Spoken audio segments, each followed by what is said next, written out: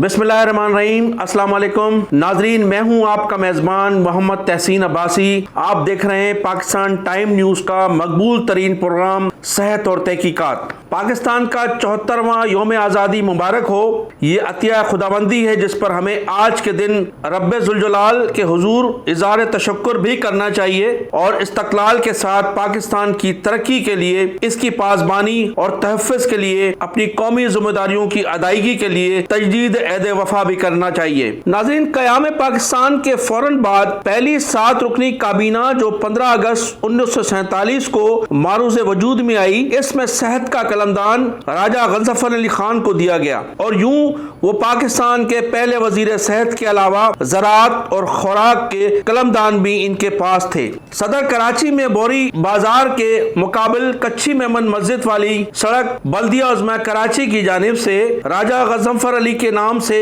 मंसूब है और 15 अगस्त 1947 को ही मलेरिया इंस्टीट्यूट ऑफ पाकिस्तान का कयाम भी बाकायदा अमल में आया था, जबकि इसका बाकायदा इफ्तिदा कराची में गवर्नर जनरल ख्वाजा नाज़मुद्दीन ने 2 सितंबर 1949 को किया था। नाजरीन, सेहत की इस मुख्तसर कौमी सियासी तारीख की झलक पेश करने के बाद आज हमारा सेहत का सरकारी शोबा जब से 18वीं आईनी तरमीम के बाद सूबों की कुल्ली मुल्कियत में आया है, न तो किसी भी सूबाई हुकूमत ने आज तक कायदे के मुताबिक सेहत की कोई 5 साला पॉलिसी पेश कर सकी है, न कोई बेहतरी आ सकी है, बल्कि सियासी मुक्तदर कुव्वतों ने रियासत के इस अहम शोबे को अमली तौर पर इसे अपने खानदान के लोगों के सुपुर्द करके इस शोबे को जाती मीरास में तब्दील कर दिया है। सिंध वो वाहिद सूबा है जहाँ हैरत अंगेज तौर पर एक मुकम्मल वजीर सेहत के होते हुए कोरोना 19 की आलमी वबा के पहले रोज से वबा की इंसदादी मुहिम वजीर सेहत के बजाय वजीर आला सिंध सैयद मुराद अली शाह आज खुद चला रहे हैं, जिसके नतीजे में वादी मेहरान में कोरोना से बचाओ मुहिम करप्शन फैलाओ मुहिम में तब्दील हो चुकी है। नाजरीन, कोरोना फंड्स सिंध में अगर महकमा सेहत ने खुद शनाख्त शुदा मुल्जमान डायरेक्टर हेल्थ सर्विसेज कराची के ग्रेड 17 के साबिक एडमिन ऑफिसर व accountant Khalil Ahmed Bhutto, store keeper Shahnawaz Bajwa को सिविल सर्विस रूल्स के मुताबिक सजा दी होती तो आज कोविड-19 सिंध की इंसदाद मुहिम बद इंतजामी और बदउनवानी की जद में न होती।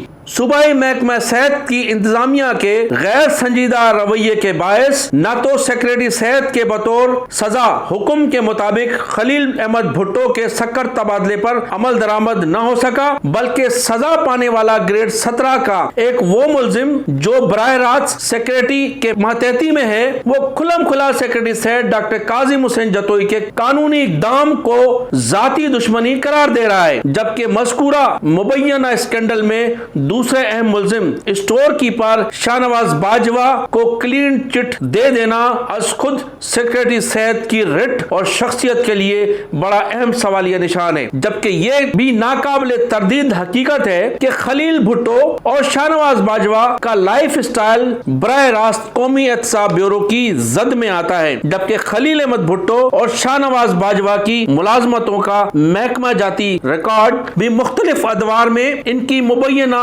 बदउनवानियों की तारीख से जुड़ा हुआ है। इन लोगों की छानबीन एक ऐसे मुबैना करप्ट डॉक्टर नदीम अख्तर शेख से करवाई गई जो तवील अरसे तक सुप्रीम कोर्ट के हुक्म की तौहीन करते हुए काजाद में तो doctor director health services Karachi के दफ्तर वाकया सिविक सेंटर 6ठी मंजिल पर डॉक्टर सिकंदर अली मेमन के हमरा तैनात रहे हैं, लेकिन इन दोनों अफसरों ने सिर्फ ज्वाइनिंग की हद तक एक रोज सिविक सेंटर गए, बाकी दिनों में बगैर तख्ती और नामों के सिंध सेक्रेटरीट की 6ठी मंजिल पर सूबाई महकमा सेहत में सेक्रेटरीट पोस्टों की फाइलों को कई माह तक छुपकर चोरों की तरह निपटाते रहे हैं। जाहिरी मजहबी लिबादे और डॉक्टर नदीम अख्तर शेख और डॉक्टर सिकंदर अली मेमन का ये इल्म नहीं रखते कि इस्लामी फराइज के साथ साथ रियासत और अदालत के अहकामात पर भी अमल करना लाजिम होता है, तो इन लोगों ने उस वक्त के साबिक सेक्रेटरी सेहत के गैर कानूनी हुक्म की तामील करने के बजाय अदालत उज़्मा के हुक्म पर अमल दरामद क्यों नहीं किया। फिर इन दोनों नाम निहाद ईमानदार अफसरों की लाकानूनियत की तवील तारीख की यह भी एक झलक है। जब मोहतरमा बेनजीर भुट्टो शहीद यूथ डेवलपमेंट प्रोग्राम के तहत महकमा सेहत सिंध में मुफ्त پیرامیڈیکل ورکرز کی تعلیم و تربیت کا آغاز بمائے مالی وظیفے کے ساتھ ہوا تو اس مقصد کے لیے ڈاکٹرز اور دیگر نیم تدریسی عارضی عملے کی سندھ بھر میں بھرتی ہوئی، جس میں ڈاکٹر ندیم اختر شیخ جو سابق سیکریٹری صحت پروفیسر ڈاکٹر نوشاد احمد شیخ کے قریبی عزیز ہونے کی بنا پر شکارپور سے علاج معالجے کی اصل ڈیوٹی چھوڑ کر افسر بکار خاص کی حیثیت سے صوبائی محکمہ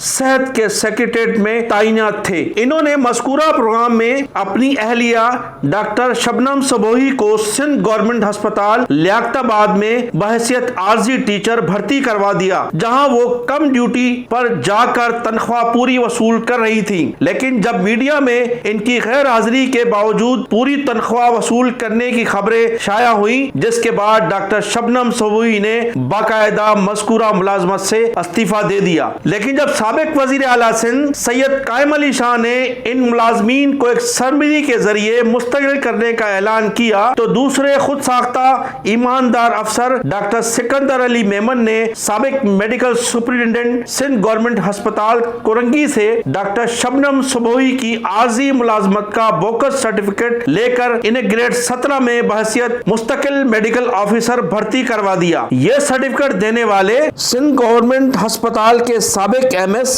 اور موجودہ ENT ڈپارٹمنٹ سندھ گورنمنٹ ہسپتال کورنگی کے ڈاکٹر خالد بخاری ہیں، جو خود محکمہ صحت سندھ میں MNCH سمیت مختلف پرکشش عہدوں پر فائز رہتے ہوئے نہ صرف مبینہ طور پر کروڑوں روپے کے ایسے غبن میں ملوث ہیں جنہوں نے لندن بھی رقم بھیجنے کے علاوہ بلیک منی سے خود دبئی میں اپنا کاروبار بھی آج سرکاری ملازمت کے ساتھ چلا رہے ہیں۔ ان کی قومی دولت کی لوٹ مار کی محکمہ صحت نے آج تک تحقیقات نہیں کی۔ ڈاکٹر ندیم اختر شیخ، ڈاکٹر سکندر علی میمن، ڈاکٹر خالد بخاری کے خلاف محکمہ جاتی تحقیقات کے بجائے سندھ ہائی کورٹ کے چیف جسٹس کو از خود نوٹس لے کر محکمہ صحت سندھ کے ان تمام وزراء صحت، سیکریٹری صحت اور حاضر ریٹائرڈ افسران کا 1985 سے آج تک کی حاضر ججز پر مشتمل عدالتی کمیشن کے ذریعے تحقیقات کرنی چاہیے، جنہوں نے وادی مہران کے صحت کے سرکاری اداروں میں بدعنوانی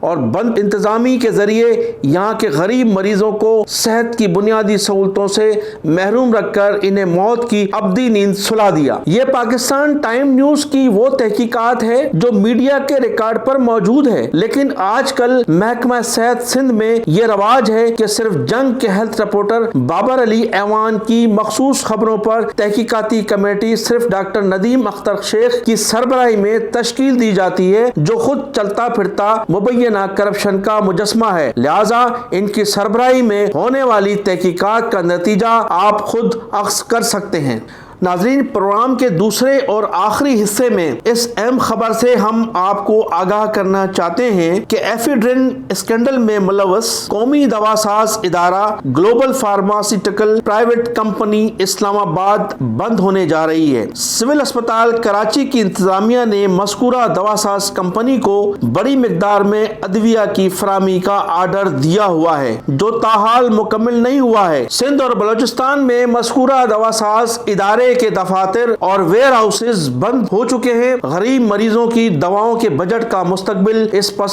منظر میں کیا ہوگا جبکہ گلوبل فارما کے مالک خواجہ اسد فیملی کے ہمراہ بیرون ملک منتقل ہو چکے ہیں۔ یہاں ہم آپ کو یہ بھی یاد دلانا چاہتے ہیں کہ ماضی قریب میں ڈاکٹر فضل اللہ پیچھو کی سیکریٹری شپ میں اسلام آباد کی ایک دوا ساز کمپنی ایوریسٹ فارما سے کروڑوں روپے کی دوا خریدنے کا معاہدہ ہوا تھا۔ یہ کمپنی سابق چیف جسٹس آف پاکستان کے حکم پر نہ صرف سیل کر دی گئی تھی بلکہ اس کے مالک ڈاکٹر عثمان کو گرفتار کر لیا گیا تھا، اور محکمہ صحت سندھ کے اس اقدام کے نتیجے میں 50 کروڑ روپے تاحال ڈوبے ہوئے ہیں، کیونکہ ایوریسٹ فارما کی بندش کے حکم کے ساتھ ہی اس کی تیار کردہ تمام دوائیں ہسپتالوں اور مارکیٹوں سے اٹھا کر تلف کرنے کا حکم دیا گیا تھا۔ گو کہ محکمہ صحت سندھ کی جانب سے ایوریسٹ فارما کے خلاف مختلف اضلاع میں 5 سے 6 FIR درج ضرور کروائی گئیں، لیکن مجھے افسوس کے ساتھ کہنا پڑتا ہے کہ سندھ کے غریبوں کو یہ دن صحت کی باثر کمیشن مافیا کی وجہ سے